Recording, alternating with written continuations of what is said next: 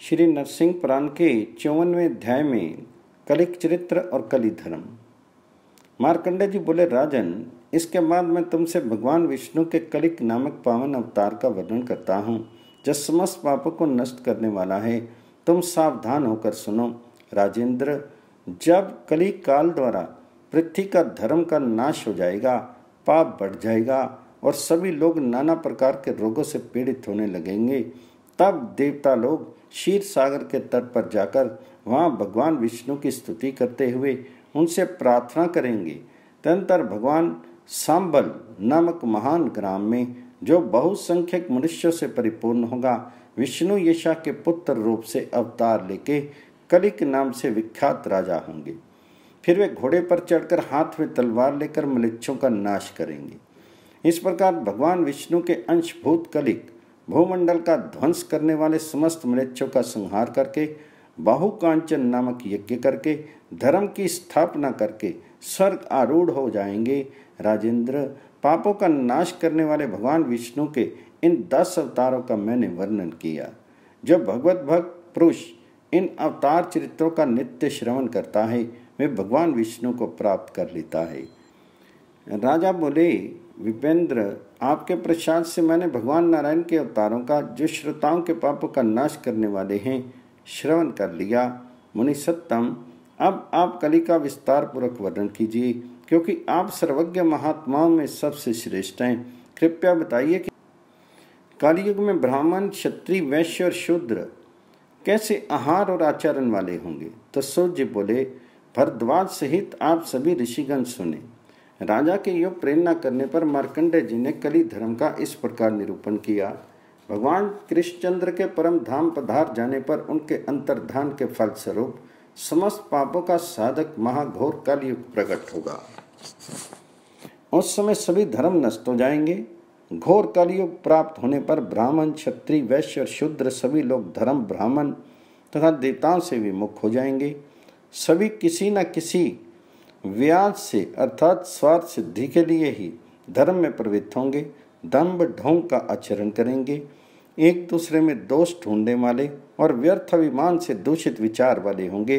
पांडित्य का गर्व रखने वाले सभी मनुष्य सत्य का अपलाप करेंगे और सब लोग वही करेंगे कि मैं ही सबसे बड़ा हूँ।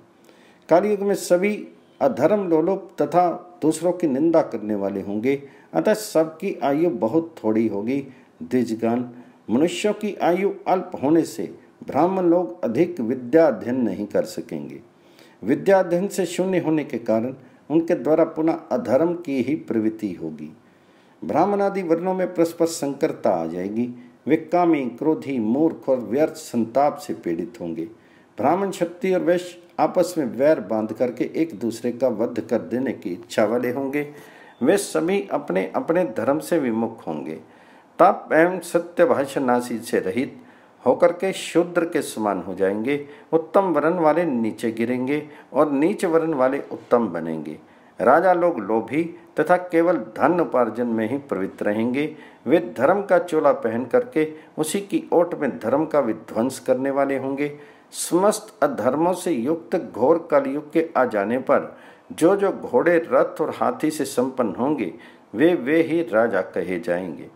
पुत्र अपने पिता से काम कराएंगे और बहुएं सास से काम लेंगी। स्त्रियां पति और पुत्र को धोखा देकर अन्य पुरुषों के पास जाया करेंगी। पुरुषों की संख्या कम और स्त्रियों की अधिक होगी। कुत्तों की अधिकता होगी और गौओं का ह्रास होगा। सबके मन में धन का ही महत्व रहेगा। सत्पुरुषों के सदाचार का सम्मान नहीं होगा। मेघ कहीं वर्षा करेंगे, कहीं नहीं करेंगे। समस्त मार्ग चोरों से घिरे रहेंगे। गुरुजनों की सेवा में रहे बिना ही सभी लोग सबको जानने का अभिमान करेंगे। कोई भी ऐसा नहीं होगा जो अपने को कभी ना मानता हो। शराब पीने वाले लोग ब्रह्म ज्ञान का उपदेश करेंगे। ब्राह्मण, क्षत्रिय और वैश्य शूद्रों के सेवक होंगे। घोर कली काल आने पर पुत्र पिता से, शिष्य गुरु से, स्त्रियां अपने पति से द्वेष करेंगी। सबका चित्त लोभ से आक्रांत होगा, अतः सभी लोग दुष्कर्मों में प्रवृत्त होंगे। ब्राह्मण सदा दूसरों के ही अन्न के लोभी होंगे। सभी पर स्त्री सेवी और पर धन का अपहरण करने वाले होंगे। घोर कलियुग आ जाने पर दूसरों में दोष दृष्टि रखने वाले सभी लोग धर्मपरायण पुरुषों का उपहास करेंगे। ब्राह्मण लोग वेद की निंदा में प्रवृत्त होकर के व्रतों का आचरण नहीं करेंगे। तर्कवाद से कुत्सित विचार हो जाने के कारण वे न तो यज्ञ करेंगे न हवन में ही प्रवृत्त होंगे।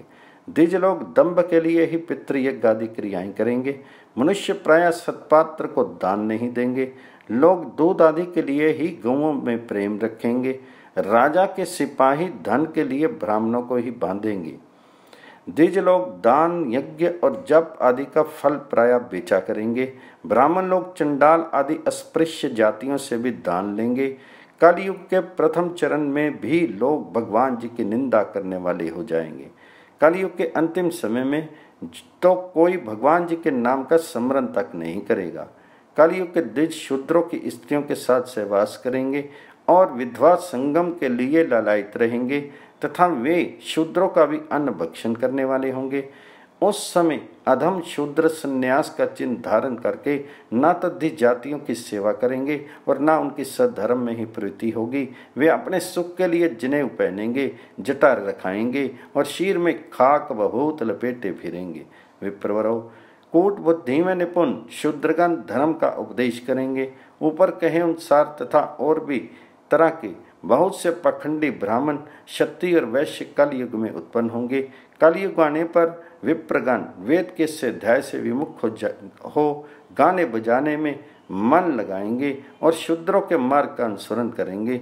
कलयुग में लोग थोड़े धन वाले, झूठा वेश धारण करने वाले तथा मिथ्याभिमान से दूषित होंगे। वे दूसरों का धन हरण कर लेंगे पर अपना किसी को नहीं देंगे। उस समय अच्छे पथ पर चलने वाले ब्राह्मण सदा दान देते फिरेंगे। सभी लोग आत्म प्रशंसक और दूसरों की निंदा करने वाले होंगे। देवता, वेद और ब्राह्मणों पर से सबका विश्वास उठ जाएगा। सब लोग वेद विरुद्ध वचन बोलने वाले और ब्राह्मणों के द्वेषी होंगे। सभी स्वधर्म के त्यागने वाले, कृतघ्न और अपने वर्ण धर्म के विरुद्ध वृत्ति से आजीविका चलाने वाले होंगे। कलयुग में लोग भिखमंगे, चुगलखोर, दूसरों की निंदा करने वाले और अपनी ही प्रशंसा में तत्पर होंगे। मनुष्य सदा दूसरों के धन का अपहरण करने के उपाय को ही सोचते रहेंगे। यदि उन्हें दूसरों के घर में भोजन करने का अवसर मिल जाए तो बड़े ही आनंदित होंगे और प्रायः उसी दिन वे दूसरों को दिखाने के लिए देवता की पूजा में प्रवृत्त होंगे। दूसरों की निंदा में तत्पर रहने वाले वे ब्राह्मण वहाँ ही सबके साथ एक आसन पर बैठकर भोजन करेंगे।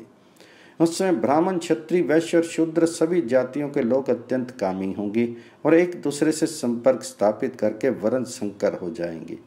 वर्ण संकरता की दिशा में गुरु शिष्य, पिता पुत्र और पति पत्नी का विचार नहीं रखेगा। नरक भोगी ब्राह्मण आदि वर्ण प्रायः शूद्र वृत्ति से ही जीविका चलाएंगे और नरक भोगी होंगे। लोगों को प्रायः सदा अनावृष्टि का भय बना रहेगा और वे सदा आकाश की ओर दृष्टि लगाए वृष्टि की ही प्रतीक्षा करते रहेंगे। उस समय के सभी लोग सदा भूख की पीड़ा से कातर होंगे। सन्यासी लोग अन्न प्राप्ति के उद्देश्य से ही लोगों को शिष्य बनाते फिरेंगे। स्त्रियां दोनों ही हाथों से सिर खुजलाती हुई अपने पति तथा गुरुजनों की हितभरी आज्ञाओं का तिरस्कार करेंगी। द्विजाति लोग जो जो यज्ञ और हवन आदि कर्म छोड़ते जाएंगे त्यों ही त्यों बुद्धिमानों को कलयुग की वृद्धि का अनुमान करना चाहिए। उस समय संपूर्ण धर्मों के नष्ट हो जाने से यह सारा जगत श्रीहीन हो जाएगा।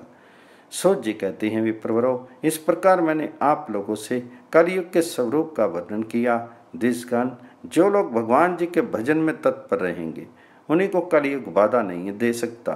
सतयुग में तपस्या प्रधान है, त्रेता में ध्यान, द्वापर में यज्ञ को महान बताया गया है और कलयुग में एकमात्र दान को।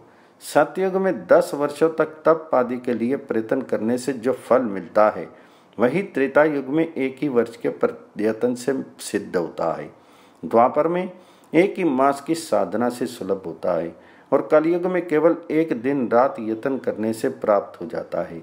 सतयुग में ध्यान, त्रेता में यज्ञों द्वारा यजन और द्वापर में पूजन करने से जो फल मिलता है उसे ही कलयुग में केवल भगवान जी का कीर्तन करने से मनुष्य प्राप्त कर लेता है। घोर कलयुग प्राप्त होने पर समस्त जगत के आधारभूत परमार्थ स्वरूप भगवान विष्णु का ध्यान करने वाले मनुष्य को कली में बाधा नहीं पहुंचती। अहो, जिन्होंने एक बार भी भगवान विष्णु का पूजन किया है वे बड़े सौभाग्यशाली हैं। संपूर्ण कर्मों का बहिष्कार करने वाले, कलयुग के प्राप्त होने पर किए जाने वाले विदोक्त कर्मों में न्यूनता या अधिकता का दोष नहीं होता। उसे भगवान जी का स्मरण ही पूर्ण फलदायक होता है। जो लोग हरे, केशव, गोविंद, वासुदेव, जगन में, जनार्दन, जगतधाम, पीताम्बरधर, अच्युत आदि नामों का उच्चारण करते रहते हैं, उन्हें कलयुग कभी बाधा नहीं पहुंचाता। अहो, सबको भय देने वाले इस कलिकाल में जो लोग भगवान विष्णु की आराधना में लगे रहते हैं अथवा जो उनके आराधकों का संग ही करते हैं, वे महात्मा जन बड़े ही भाग्यशाली हैं। जो हरि नाम का जप करते हैं, हरि कीर्तन में लगे रहते हैं और सदा हरि की पूजा ही किया करते हैं, वे मनुष्य कृतकृत्य हो गए हैं, इसमें संदेह नहीं है। इस प्रकार ये कली का वृतांत मैंने तुमसे कहा। कलयुग में भगवान विष्णु का नाम कीर्तन समस्त दुखों को दूर करने वाला और संपूर्ण पुण्य फलों को देने वाला है। इस प्रकार श्री नरसिंह पुराण में कलयुग के लक्षणों का वर्णन नामक 54वां अध्याय पूर्ण हुआ।